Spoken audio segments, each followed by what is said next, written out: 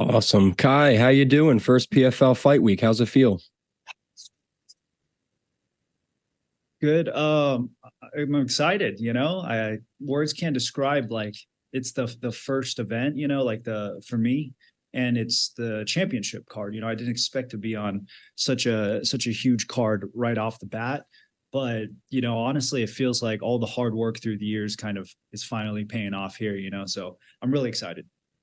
And then what are your overall goals with the PFL?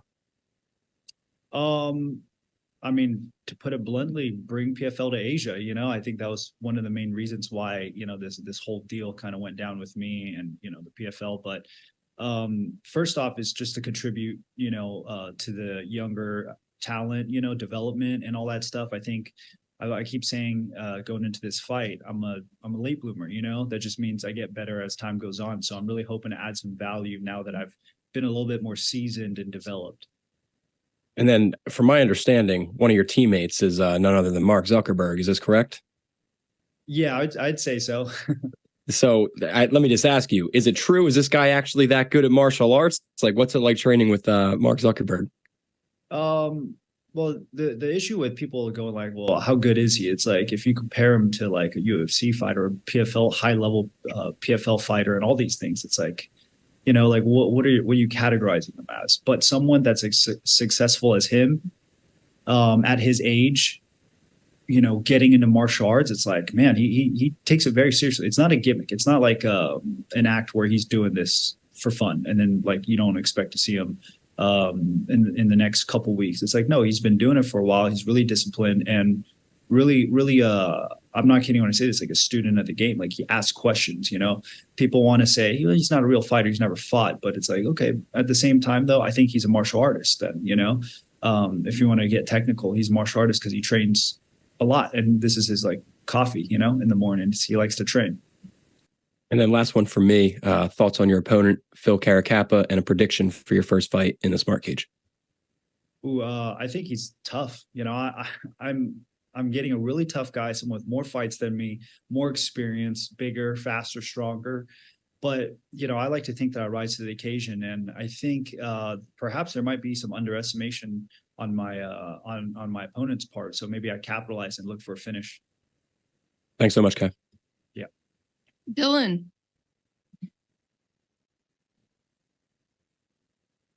Hey there, Kai. I appreciate you making the time. Yeah, absolutely. Thank you, guys.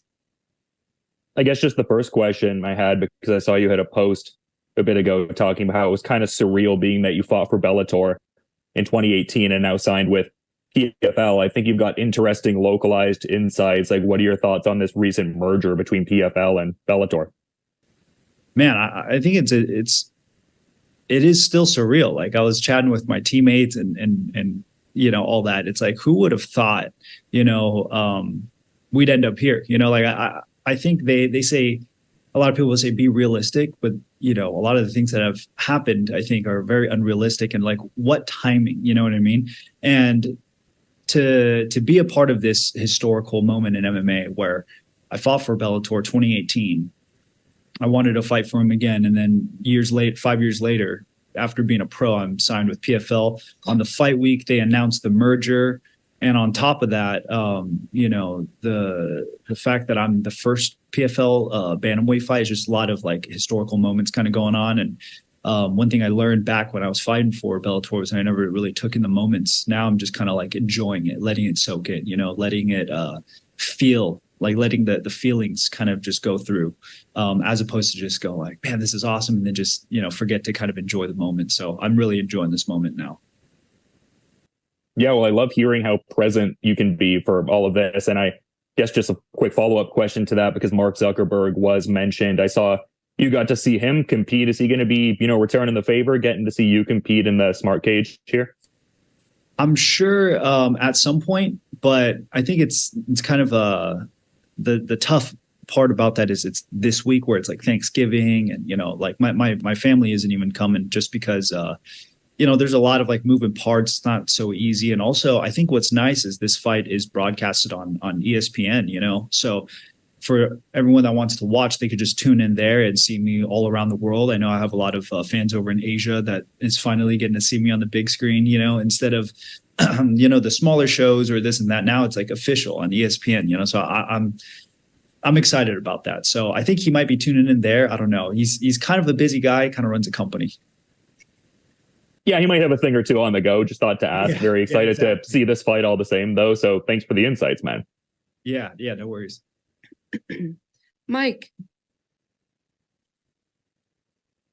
Just curious, you talked about the kind of importance and monumental moments that have been happening coming into this week. For you, also someone mentioning, how you're getting started at a later stage. Isn't that the beauty of this sport, though, that you can come in really and we talked, Mark Zuckerberg was mentioned, you can come in at any point, no matter what stage of life or how old you are, and you can compete among some of the very best martial artists in the world, which you'll have the opportunity to do this weekend.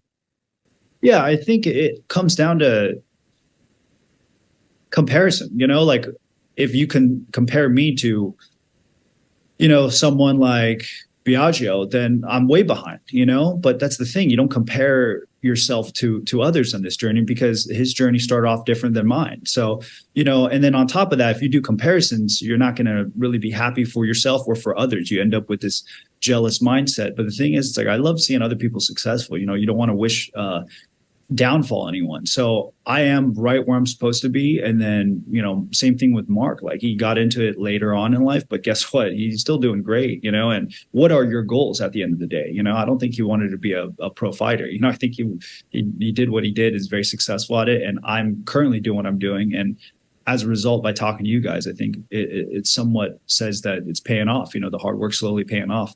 So I think, what you said is correct. Like anyone can start off. That's the beauty of it. But I think the key thing is going in there with a mentality of not comparing your journey or your path with anyone else's, because yours might have had more twists and turns than someone else's, and it's hard to compare those numbers and, get an exact like replica of how someone's career should go. So, I'm just happy to be here. And like you said, it's a beauty.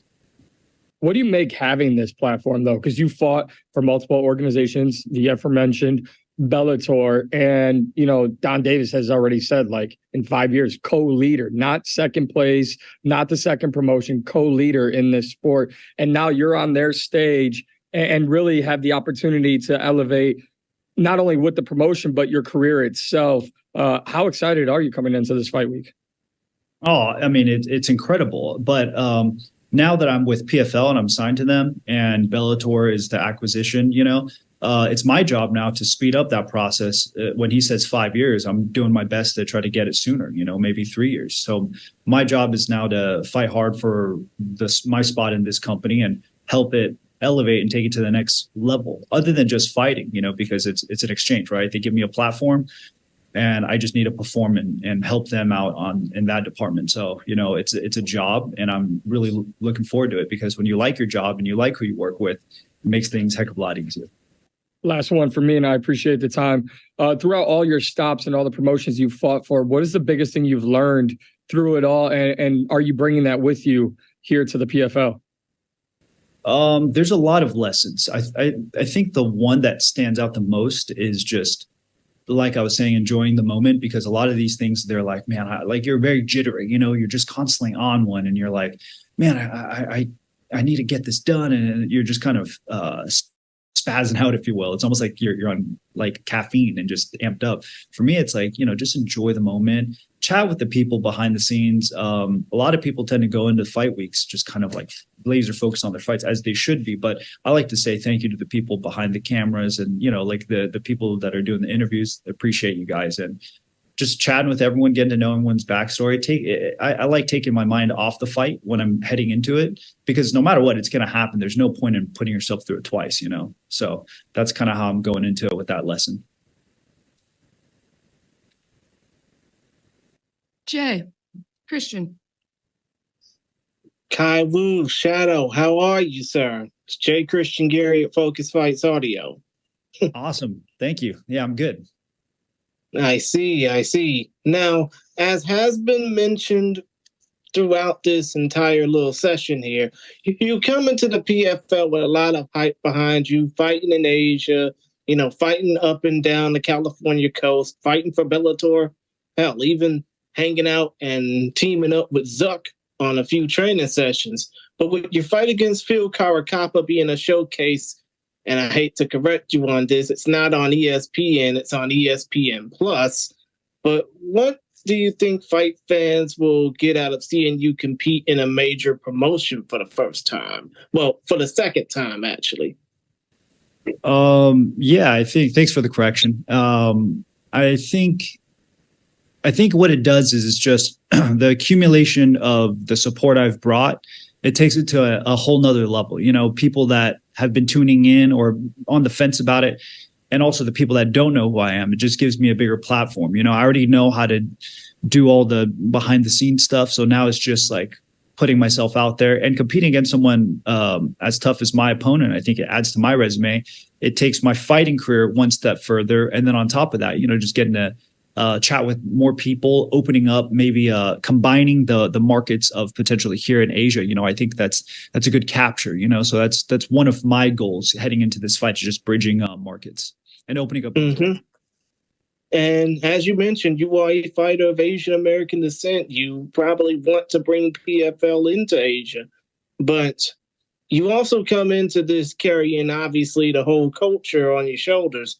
How would you be able to help the next Asian American superstar or success story, regardless of what genre of entertainment, or even if they don't even follow entertainment, with your skills as an athlete?